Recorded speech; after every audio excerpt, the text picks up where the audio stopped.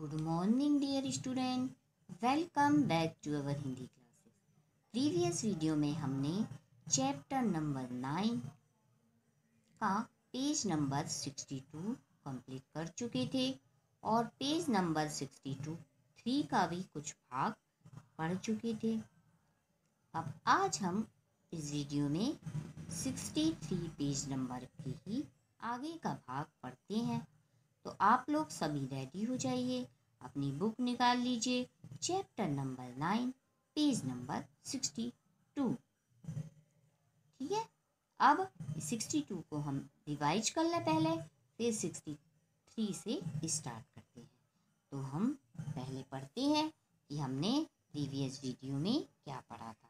हमने पढ़ा था कि वो नेहरू जी इंदू जी को लिखते हैं कि ये कैसे गोल जो पत्थर है वो इतना चमकीला, गोल, चिकना और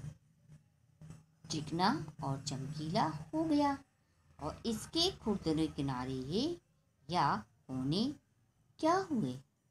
अगर तुम किसी बड़ी चट्टान को तोड़कर टुकड़े टुकड़े कर डालो तो हर एक टुकड़ा खुरदरा और नुकीला होगा। यह गोल चिकने रोड़े की तरह बिल्कुल नहीं होता। फिर यह रोड़ा कैसे इतना चमकीला हुआ, चिकना और गोल हो गया। अगर तुम्हारी आंखें देखें और कान सुने तो तुम इसी के मुंह से उसकी कहानी सुन सकती हो। तुमको प्रकृति को यानी पढ़ना और सुनना आना चाहिए। शायद बहुत दिन गुजरे हैं, वह भी एक चट्टान का टुकड़ा था, है ना। वो भी यानी एक चट्टान का टुकड़ा था। ठीक,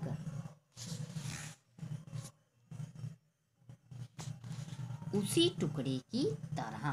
ठीक है, उसमें किनारे और कोने थे जिसे तुम बड़ी चट्टान से तोड़ती हो। शायद वह किसी पहाड़ के दामन से क्या होगा, दामन में पड़ा रहा। और फिर क्या हुआ, तब पानी आया और उसे बहाकर कहाँ ले गया, छोटी घाटी तक ले गया। वहां से एक पहाड़ी नाले ने ढकेल कर उसे कहाँ, एक छोटे से दरिया में पहुंचा दिया। है ना, उसने एक पहाड़ी नाला आया और उसने कहाँ पहुंचा दिया उसको, दरिया में, नदी या समुद्र में पहुंचा दिया।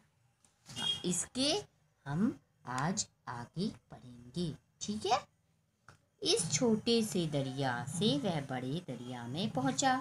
छोटा सा पहले दरिया था, उससे वो कहाँ पहुंचा, बड़े दरिये में पहुंचा, बड़ी नदी में। ठीक है, समुद्र। फिर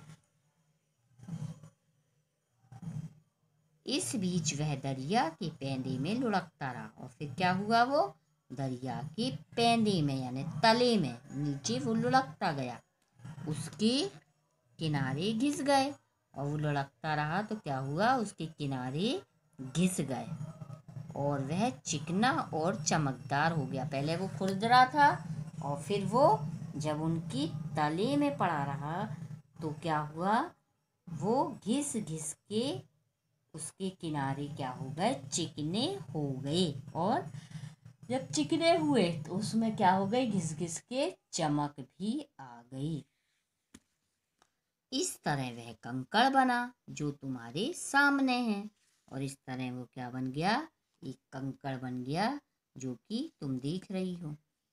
किसी वजह से क्या हुआ, दरिया उसे छोड़ गया और तुम उसे पा गई। अब वो दरिया क्या किया, उसने जब बहाव आके और उसको क्या हुआ, वो पानी तो बह गया और वो क्या बन गया, रेत में आ गया, कंकड़ रह गया, बन गया। ठीक है, और वहां पे जो तुम उसको देख रही हो। अगर दरिया उसे और आगे ले जाता तो वह छोटा होते होते अंत में बालू का एक जर्रा हो जाता और समुद्र के किनारे अपने भाइयों से जा मिलता।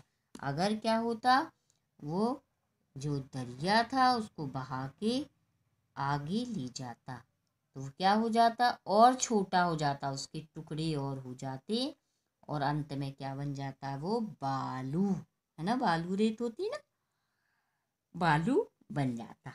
अब क्या होता, और जर्रा हो जाता और समुद्र के किनारे अपने भाइयों से जा मिलता, है ना। समुद्र में जो रेत होती है उसमें जो कंकर होते हैं अपने भाइयों से वो जाकर मिल जाता, जहाँ एक समुद्र बालू का किनारा बन जाता। और वो क्या होता, एक सुंदर समुद्र नहीं, सॉरी, सुंदर बालू का किनारा बन जाता, है ना, छोटे। फिर जिस पर छोटे छोटे बच्चे खेलते और बालू के घरौंदे बनाते, छोटे छोटे बच्चे खेलते और बालू के घर बनाते। बच्चों, आप लोग ने भी छोटे छोटे घर बनाए हैं कभी, बालू के घरौंदे में, है ना, बनाए होंगे ना। वैसे ही वो क्या बनाते, छोटे छोटे घरौंदे बनाते। अगर एक छोटा सा रोड़ा तुम्हें इतनी बातें बता सकता है तो पहाड़ों और दूसरी चीज़ों से जो हमारे चारों तरफ है हमें और कितनी बातें मालूम हो सकती। यानी जब एक छोटा सा पत्थर तुमको इतनी सारी बातें बता सकता है तो तुम ये बताओ कि एक पहाड़ और अन्य चीज़ें तुम्हें कितनी सारी सीख देंगी, उससे कितनी सारी सीख मालूम हो सकती है। तुम्हारा पिता पापू, उन्होंने लिखा तुम्हारा पिता पापू जवाहरलाल नेहरू। ठीक है बच्चों, आज आपका ये चैप्टर नंबर 9 कंप्लीट हुआ। अब नेक्स्ट वीडियो में हम आपसे फिर मिलेंगे, तब तक के लिए टेक केयर, और आप इसको रीड करिएगा और अपनी क्लास वर्क कॉपी